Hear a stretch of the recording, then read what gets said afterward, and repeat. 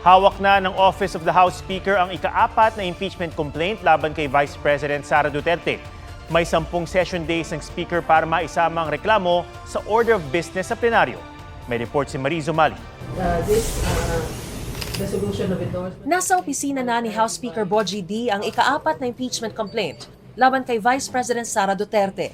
Inihain ng isang attorney Nathaniel G. Cabrera ang reklamo na inendorso ni na House Committee on Human Rights Chairman Benny Abante Jr. at Deputy Speaker Paulo Ortega V. Kabilang sa mga paratang laban sa bise ang culpable violation of the Constitution, betrayal of public trust, graft and corruption, bribery, at iba pang high crimes para sa umano'y maling paggamit ng mahigit 612 million pesos na confidential funds, pagbanta umano na ipapapatay si Pangulong Bongbong Marcos at iba pa, at mga yamang hindi umano idineklara ng bise sa kaniyang Statement of Assets, Liabilities and Net Worth o SALN. Kasama sa mga isinumiting ebidensya ang sinumpang salaysay ng umano'y bagman niya si Ramil Madriaga. This might be the smoking gun because Ramil Madriaga is quite close to the former president and the vice president. Hindi lang yan, kundi Ramil Madriaga is actually a very educated person. No? Hinihingan pa namin ng pahayag si Vice President Sara kaugnay ng bagong reklamo laban sa kanya. Pero nauna nang sinabi ng kanyang kampo na sasagutin nila ang mga ito sa angkop na constitutional process.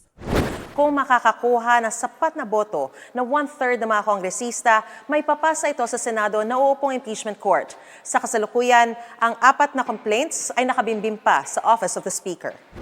May 10 session days ang opisina ni Speaker D para isama ang mga reklamo sa order of business ng plenaryo sa kaire-refer sa House Committee on Justice.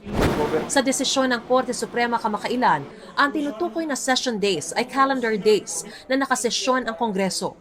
Pero sa internal rules ng Kamara, pwedeng ilang araw ang isang session day. Mula sa araw na sinimulan nito hanggang sa kung kailan mag-adjourn. Kaya para sa ilang legal expert, may tuturing na judicial overreach ang naging desisyon ng Korte. When the court defines the granular nature of a working day for a co-equal branch, I believe it ceases to be a judge and begins to act as a manager. It is no longer the least dangerous branch. It has become an administrative overseer. For them to make guidelines on the procedure for impeachment is, I think, beyond the scope of their powers because precisely they are impeachable officials. They should not be pronouncing rules that would exculpate themselves. Mariz Umali nagbabalita para sa GMA Integrated News.